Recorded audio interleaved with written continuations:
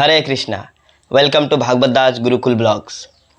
तो आज हम लोग इस वीडियो के माध्यम से हमारे गुरुकुल यानी भक्ति वेदांत विद्या भवन गुरुकुल में बच्चों का एडमिशन कैसे होता है इस प्रोसेस के बारे में बात करेंगे, क्योंकि बहुत सारे प्रश्न रहते हैं पेरेंट्स के कि कैसे एडमिशन होता है, कब आना है, क्या क्या लेके आना है, बहुत सारे ऐसे अनगिनत सवाल रहते हैं।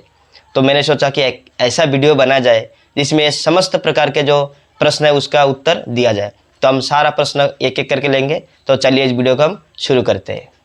हरे कृष्णा कृष्णा कृष्णा हरे हरे, हरे राम राम राम हरे हरे, हरे कृष्णा कृष्णा कृष्णा हरे हरे, हरे राम राम हरे हरे, हरे कृष्णा कृष्णा कृष्णा हरे हरे, हरे राम राम राम हरे हरे, हरे कृष्णा कृष्णा कृष्णा हरे हरे, हरे राम राम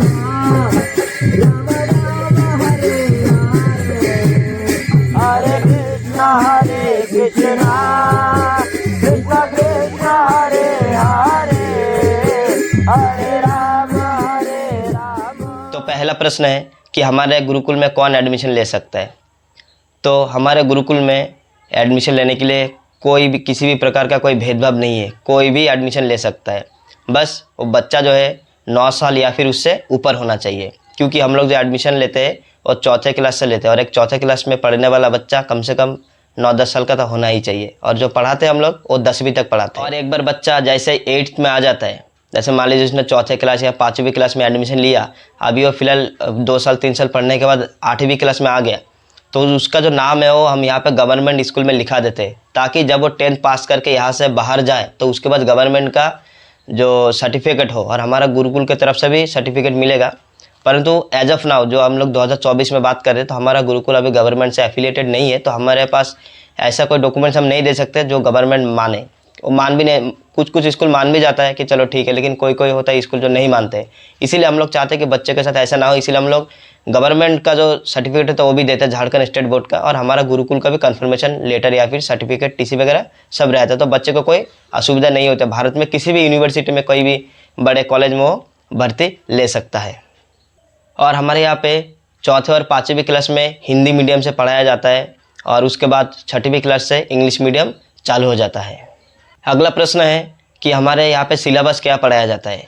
देखिए, सिलेबस हमारे यहाँ पे पढ़ाया जाता है, झारखंड स्टेट बोर्ड का सिलेबस पढ़ाया जाता है, जिसमें NCERT के ही बुक्स होते हैं। और केवल जो 8वीं क्लास है उनको JCERT का बुक पढ़ाया जाता है, क्योंकि हमारे जो स्कूल है, जिस स्कूल में हम लोग नाम लिखाते हैं, उस स्कूल में 8वीं क्लास के लिए JCERT पढ़ाया जाता है, लेकिन बाकी सब क्लास के लिए हम लोग NCERT पढ़ाते हैं। इसका अतिरिक्त जो आध्यात्मिक एजुकेशन है, जो आध्यात्मिक शिक्षा है, उसमें हम पूरा भागवतम, श्रीमद् भगवद गीता, बाकी श्रील प्रभुपाद जी के छोटे बुक्स और भी कई प्रकार के जो आध्यात्मिक शिक्षा हम लोग बच्चे को देते हैं। साथ ही साथ बच्चे नाम जप करते हैं, भगवान का प्रसाद पाते हैं। तो इस प्रकार से उसका भौतिक और आध्यात्मिक दोनों तरीके से उसका उन्नति होता है। अगला प्रश्न है 10th के बाद यानी 10वीं पास करने के बाद बच्चे कहाँ जाएँ। तो बच्चे 10th पास करने के बाद उसके बाद कई सारे ऑप्शन, जैसे वो चाहे तो घर जाके अपने गांव में या फिर जो भी जहाँ पे उसका होम टाउन है वहाँ पे जाकर पढ़ सकता है आराम से, क्योंकि हमने उसको गवर्नमेंट से अनुमोदित सर्टिफिकेट दे दिया। दूसरा ऑप्शन उसके पास है, वो घर में कहीं नाम लिखा के गुरुकुल में रह के पढ़ सकता है। या फिर तीसरा ऑप्शन ऐसा है कि हमारे गुरुकुल में रहे और हमारे यहाँ पे पास ही में कॉलेज है, उस कॉलेज में नाम लिखा और गुरुकुल में रह के पढ़ सकता है। तो ये 3-4 ऑप्शन उसके पास है। और कई सारे बच्चे हमारे गुरुकुल में ऐसे जो पास करके गए हैं ऑलरेडी, और लेकिन फिर भी वो गुरुकुल में रह के, गुरुकुल में जो गुरुकुल के बगल में जो कॉलेज है, हमारे यहाँ पे सिल्ली नाम के एक छोटा शहर है, वहाँ पे एक कॉलेज है, उस कॉलेज में नाम लिखाते हैं, फिर हमारे गुरुकुल में रह के सेवा करते हैं और पढ़ाई करते हैं। अगला प्रश्न है बच्चों का दिनचर्या क्या है, यानी डेली शेड्यूल क्या है। तो हमारे यहाँ पे दिनचर्या वो 3:30 बजे से चालू हो जाता है। बच्चों का 3:30 बजे हम लोग बच्चे को उठा देते हैं, फिर बच्चे तुरंत नहा धो के फ्रेश होकर मंदिर आते हैं। 4:30 बजे मंगल आरती होता है, फिर मंगल आरती के बाद नरसिंह आरती होता है, फिर तुलसी आरती होता है, फिर जो चैतन्य महाप्रभु का शिक्षाष्टकम होता है, फिर 10 नाम अपराध बच्चों को बताया जाता है। तो ये सब करते करते कम से कम 1-1.5 घंटा लग जाता है। उसके बाद फिर बच्चों का सेवा रहता है। कोई बच्चा जाकर किचन में सेवा करता है, कोई गार्डनिंग करता है, कोई फार्मिंग करता है, कोई झाड़ू सेवा करता है, कोई गौ सेवा करता है ना। तो ऐसे विभिन्न प्रकार सेवा बच्चे को दिया जाता है, ताकि जो बच्चे का जो सर्वांगीण विकास हो पाए। उसके बाद 8 साढ़े 8 बजे हमारे यहाँ पे प्रसाद हो जाता है, सुबह का प्रसाद। फिर बच्चों को सुबह का प्रसाद होने के बाद फिर उनका 9 साढ़े 9 बजे से क्लास चालू हो जाता है। कभी कभी सीजन के अकॉर्डिंगली ऊपर नीचे होता है, आधा घंटा 1 घंटा, तो वो एक्सेप्शन है। तो क्लास सुबह का जब चालू होता है फिर 1 बजे तक 3-4 घंटा लगातार क्लास होता है। फिर उसके बाद बच्चे दोपहर का प्रसाद लेते हैं। दोपहर का प्रसाद लेकर बच्चे को आधा घंटा 1 घंटा रेस्ट दिया जाता है। फिर बच्चे जो 2 बजे हैं, 2 बजे बच्चे को फिर 1-2 क्लास और होता है। उसके बाद फिर जैसे जैसे 4 बज जाता है तो 4 बजे के बाद बच्चे को खेलने का छुट्टी दिया जाता है। फिर बच्चे लोग खेलते हैं, हमारे यहाँ पे कबड्डी खेलते हैं, फुटबॉल, हॉकी, बैडमिंटन, क्रिकेट, हर प्रकार के जो खेल जो खेला जाता है। साथ ही साथ बच्चे जो छोटे बच्चे होते हैं, गाँव के कुछ होते हैं नॉर्मल जो रीजनल गेम, वो भी खेलते हैं, है ना। विभिन्न प्रकार के यहाँ पे खेल बच्चे लोग खेलते हैं। उसके बाद जब खेल खत्म होता है तो 6 बजे डॉट वो लोग आ जाते हैं। फिर वहाँ कुछ बच्चे नहा लेते हैं, कुछ हाथ पैर धो के फ्रेश होते हैं। फिर 6:30 बजे हमारा गौर आरती होता है। गौर आरती के बाद फिर नरसिंह आरती होता है। नरसिंह आरती के बाद फिर बच्चे लोग ऐसे मंदिर में बैठ के कुछ कीर्तन वगैरह भी करते हैं। कुछ बच्चे जगह स्टडी करने लगते हैं। 7:30 से लेकर 8 बजे तक हमारे यहाँ पे प्रसाद चालू हो जाता है। तो फिर शाम का प्रसाद हो जाता है। फिर शाम का प्रसाद होने के बाद ऐसे मान लीजिए 8:30 बज गया, प्रसाद लेते लेते उसके बाद बच्चे बैठ के थोड़ा स्टडी करते हैं, ग्रुप स्टडी करते हैं, तो ये सब पढ़ाई करते हैं। फिर 9 बजे तक बच्चे सब सो जाते हैं और फिर अगला दिन से फिर वही 3:30 बजे उनका डेली दिनचर्या जो है वो चालू होता है। अगला प्रश्न है कि बच्चे को गुरुकुल में कैसे भर्ती कराएं। तो भर्ती कराने के लिए सबसे पहले आपको रजिस्ट्रेशन करना होता है और ये रजिस्ट्रेशन जो होता है वो 4 प्रकार से आप कर सकते हैं। पहला, आप ऑफलाइन करिए, यानी यहाँ पे आइए, आके विजिट करिए, देखिए, समझिए, फिर आप ऑफिस में बैठ के बच्चे का नाम लिखा दीजिए। दूसरा, ऑनलाइन, यानी आप घर पे बैठ के जैसे आप फ़ोन करेंगे या फिर जो लिंक होगा, जिस लिंक से आप रजिस्ट्रेशन करेंगे वो इस वीडियो के डिस्क्रिप्शन में मैं दे दूंगा। उस लिंक पे क्लिक करके आप बच्चे का जो भी डिटेल्स है उसमें डाल सकते हैं, हमारे पास डेटा आ जाएगा, तो उसका रजिस्ट्रेशन हो गया। तीसरा, अगर आप ऑनलाइन नहीं कर पा रहे हैं या फिर ऑफलाइन में नहीं हो पा रहा है तो आप व्हाट्सएप में बच्चे का आधार कार्ड भेज दीजिए। यहाँ पे बच्चे का आधार कार्ड भेजने का ऑब्वियसली सारा डिटेल्स हमारे पास आ जाएगा, तो वो डिटेल्स हम लोग रख लेंगे, तो हमारे डेटा में बच्चे का डिटेल्स आ गया। और चौथा, अगर आपके पास बड़ा मोबाइल नहीं, व्हाट्सअप नहीं कर पा रहे, तब छोटा मोबाइल से फ़ोन करिए, फ़ोन करके बच्चे का नाम वगैरह लिखा दीजिए, हम यहाँ पे डेटा रख लेंगे, तो उससे एडमिशन हो जाएगा, मतलब रजिस्ट्रेशन हो जाएगा। फिर एडमिशन के समय आपको फ़ोन किया जाएगा। तो कहने का मतलब ये है कि इतने सारे प्रकार इसीलिए हम रखे हैं क्योंकि हम नहीं चाहते कोई भी बच्चा कि ऐसा ना हो जो चाहता है गुरुकुल में एडमिशन हो और उसका एडमिशन ये सब रजिस्ट्रेशन ये सब के चक्कर में फंस के उसका एडमिशन ना हो पाए। हम चाहते हैं हर कोई जो चाहे, आपके मन में इच्छा होना चाहिए। सबसे बड़ा जो एडमिशन होने का जो क्वालिफिकेशन है वो आपके मन की इच्छा है। आपको इच्छा है बच्चा हम किसी भी कंडीशन में रख लेंगे, बस वही कि 9 साल से ऊपर होना चाहिए, 4th क्लास में पढ़ना चाहिए। अगर आपका रजिस्ट्रेशन नहीं भी हो पाया, जब हमारे एडमिशन चल रहे उस समय आप आ गए और बोले किसी कारण से मैं रजिस्ट्रेशन नहीं कर पाया या नहीं कर पाई, तब भी हम बच्चा को एडमिशन यहाँ पे ले लेंगे। और एक बार आपने रजिस्ट्रेशन कर दिया तो उसके बाद जब एडमिशन चालू होता है तब आपको फ़ोन किया जाता है। नहीं, हम अपने ऑफिस की तरफ से ऑफिशियल कॉल आपको करेंगे कि इतना तारीख को, इतना महीने की इतना तारीख को एडमिशन चालू हो रहा है, तो आप बच्चा लेकर के आ जाइए। और अगर आपको लगता है कि कॉल आएगा नहीं आएगा, रजिस्ट्रेशन हुआ नहीं हो, तो कभी कभी आप फ़ोन करके महीना, 1.5 महीने, 2 महीने बाद आप भी फ़ोन करके जानकारी ले सकते। तो ज़्यादातर जो एडमिशन का समय होता है वो हम लोग अप्रैल के बाद से एडमिशन लेते हैं। अप्रैल, मई, जून होता है कभी कभार, क्योंकि ये गुरुकुल है तो बहुत सारी चीज़ों को हमको देखना पड़ता है, इसीलिए कई बार हमारा एडमिशन जो है 15-20 दिन, महीना आगे पीछे हो जाता है।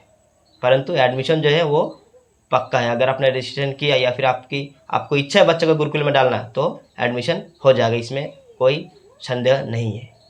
अगला प्रश्न है, भर्ती करने के लिए क्या क्या डॉक्यूमेंट्स चाहिए। तो डॉक्यूमेंट्स में हम कुछ नहीं मांगते, हम सिर्फ ये मांगते हैं कि बच्चा, माता और पिता यानी तीनों लोगों का आधार कार्ड चाहिए, 6 कॉपी, और फोटो चाहिए। जैसे आधार कार्ड तो तीनों का हो गया, बच्चे का, माता का, पिता का, लेकिन फोटो जो 6 कॉपी है वो पासपोर्ट साइज फोटो होता है, वो सिर्फ बच्चे का चाहिए, माता पिता का फोटो नहीं चाहिए। कई बार लोग गलत समझ बैठते हैं और माता पिता का भी फोटो लेके आते हैं, तो हम लोग नहीं चाहे कि आपका पैसा खर्चा हो, आप सिर्फ बच्चे का फोटो लेकर के आइए, आधार कार्ड तीनों का लेकर आइए। इनकेस अगर किसी बच्चे का माता या पिता दोनों में से एक नहीं है तो किसी भी एक का भी होगा तो चले जाएगा। और अगर दोनों ही नहीं है, माता पिता भी नहीं है, तो किसी अभिभावक जो होंगे उनका आधार कार्ड भी चल जाएगा। और एडमिशन के समय अगर माता पिता नहीं आ पा रहे बच्चे के साथ तो कोई भी अभिभावक आ जाएगा साथ में, हम लोग एडमिशन यहाँ पे ले लेंगे।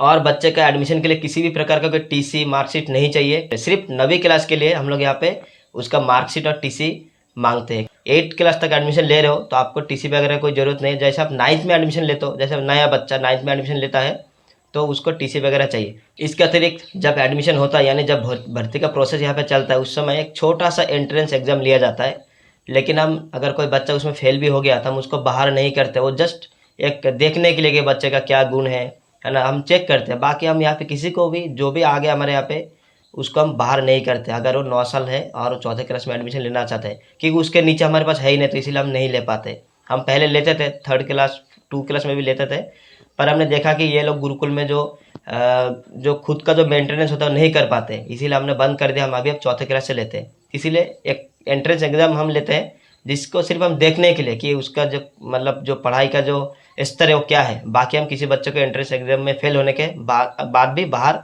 नहीं करते हैं।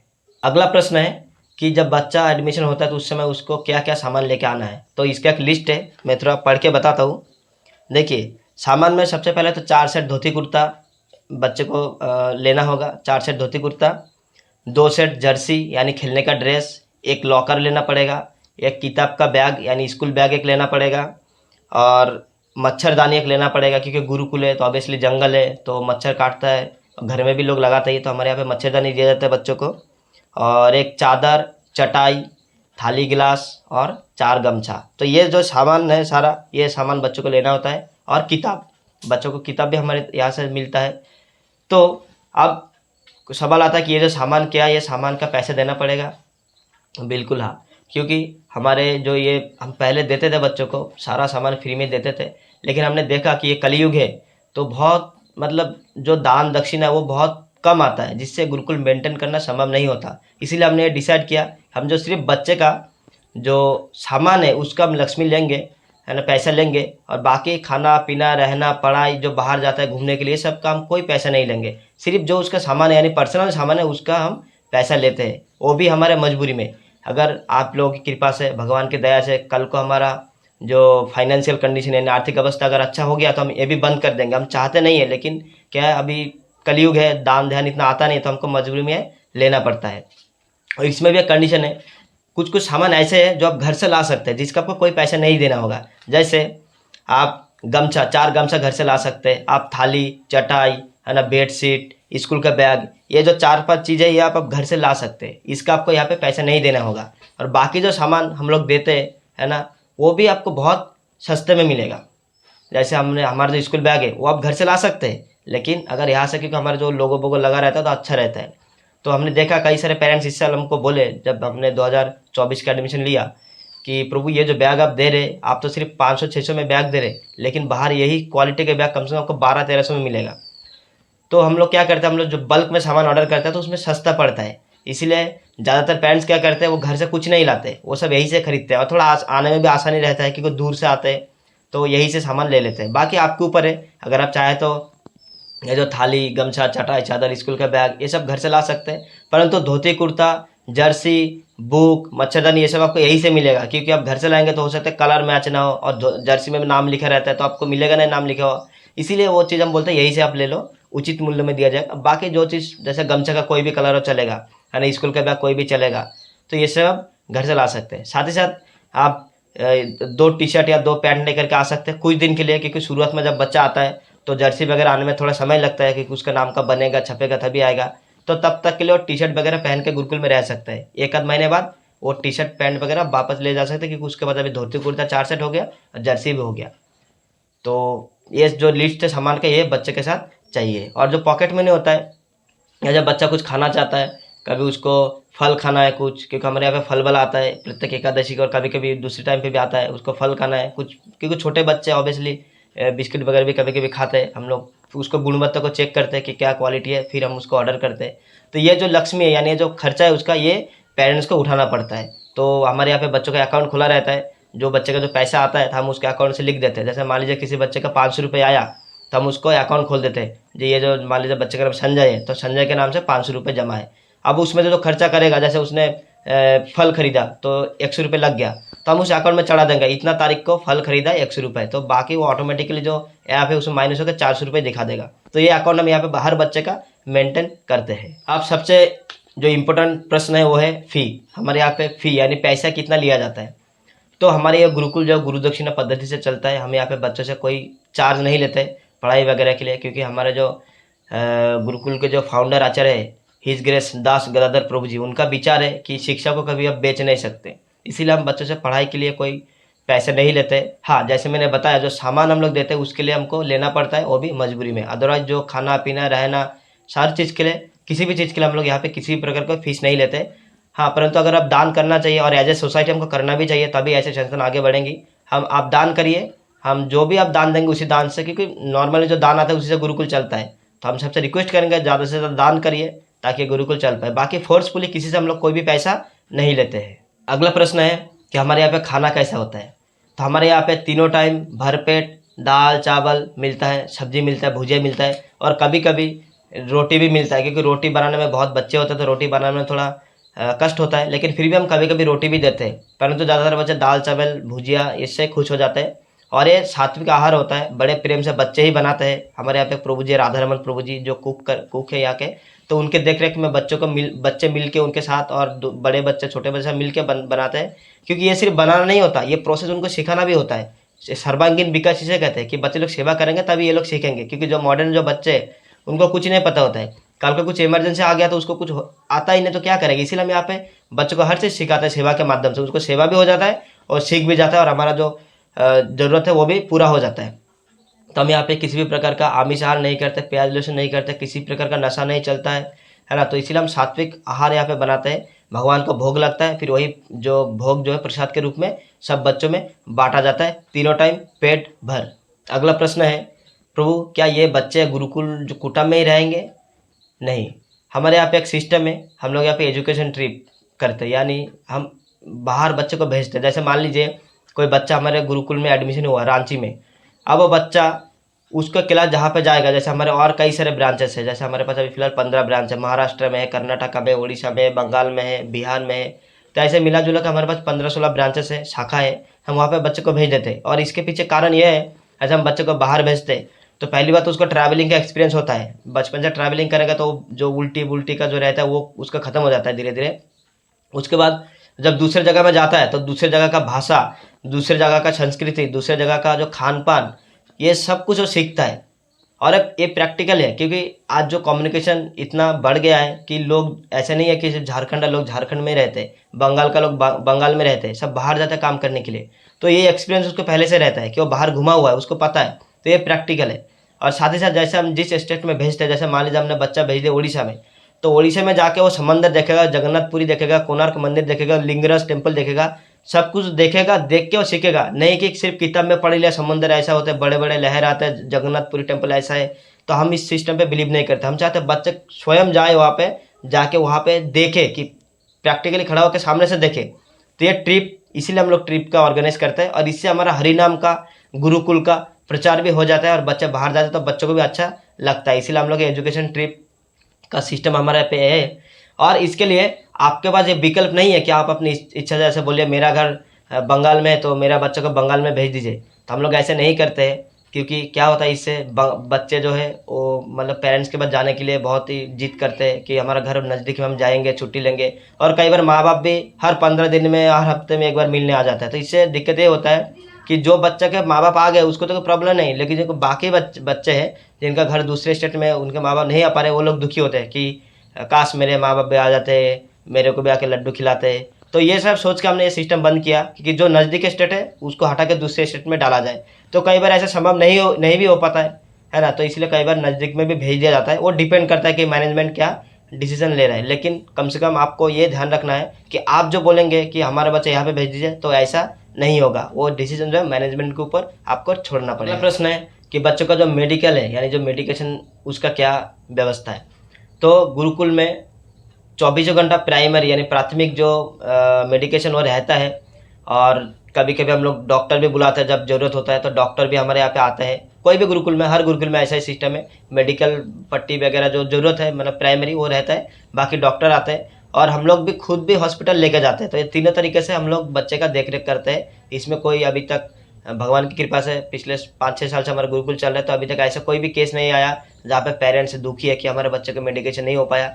हाँ, कभी कभी इधर उधर होता है कि बच्चा नहीं बोला कि मुझे बुखार है, बच्चा नहीं बोलता है, तो उस समय कुछ हो सकता है कि थोड़ा देर हो, लेकिन हम पूरा तत्पर रहते हैं कि बच्चे का किसी भी प्रकार का कोई असुविधा ना हो। तो जैसे मैंने कहा कि जो रजिस्ट्रेशन करने के लिए लिंक है वो वीडियो के डिस्क्रिप्शन में है। आप लोग अगर एडमिशन कराना चाहते हैं तो वीडियो के डिस्क्रिप्शन पे जाइए, वहाँ पे लिंक, उस पर क्लिक करिए, उस पर बच्चे का डिटेल्स डाल दीजिए, फिर बच्चे का डेटा हमारे पास आ जाएगा और हम लोग फ़ोन करके समय पे उसको बुला लेंगे। उस समय आपको बच्चा को लेकर के आना पड़ेगा और यहाँ पे आपको बच्चा छोड़ के जाना पड़ेगा। तो ये था वीडियो जिसमें पूरा मैंने बता दिया सारा डिटेल्स, कैसे एडमिशन होता है, बच्चे का दिनचर्या क्या है, उसका मेडिकेशन कैसे होता है, क्या खाना खाता है, एजुकेशन ट्रिप क्यों जाता है। तो बहुत सारे जानकारी इस वीडियो के माध्यम से मैंने दे दिया। तो मैं आशा करूँगा कि आप लोग ये वीडियो देखेंगे और गुरुकुल के पूरा एडमिशन प्रोसेस के बारे में आप लोग समझेंगे। हरे कृष्णा। हरे कृष्णा। अगर आपको ये वीडियो अच्छा लगा है तो इसे लाइक, कमेंट और शेयर कर दीजिए, और साथ ही साथ हमारे इस चैनल को सब्सक्राइब करना मत भूलिएगा, क्योंकि आपका एक सब्सक्राइब से हमारे चैनल को बहुत फ़ायदा मिलेगा। इसके अतिरिक्त हम आपको एक इन्फॉर्मेशन देना चाहेंगे, जो हमारा यह गुरुकुल है यानी भक्ति वेदांत विद्या भवन गुरुकुल, यह गुरुकुल गुरु दक्षिणा पद्धति से चलता है। यानी हम लोग बच्चों से पैसे नहीं लेते हैं। जो भी माता पिता है या फिर जो भी अभिभावक है, जो भी डोनेशन करते हैं, जो दान देते हैं, उसी से हमारा ये गुरुकुल चलता है। इसीलिए मैं आप सभी भक्तों से हाथ जोड़ के निवेदन करूंगा, एज ए सोसाइटी हमको आगे आना चाहिए और ऐसे संस्थानों को हमको मदद करना चाहिए जहाँ पे निस्वार्थ भाव से समाज का सेवा हो रहा हो। तो अगर आप डोनेशन करना चाहते हैं, हमारे गुरुकुल में दान करना चाहते हैं, तो वीडियो के डिस्क्रिप्शन में मैंने हमारे गुरुकुल ट्रस्ट का अकाउंट डिटेल्स दिया है। उस अकाउंट पे आप लक्ष्मी भेजिए, डोनेशन करिए, आपको प्रॉपर तरीके से रिसिप्ट मिलेगा, साथ ही साथ आपको टैक्स बेनिफिट भी मिलेगा। तो बहुत बहुत धन्यवाद आप सभी भक्तों का। मिलते हैं बहुत जल्दी अगला वीडियो में, तब तक के लिए हरे कृष्णा कृष्णा कृष्णा हरे हरे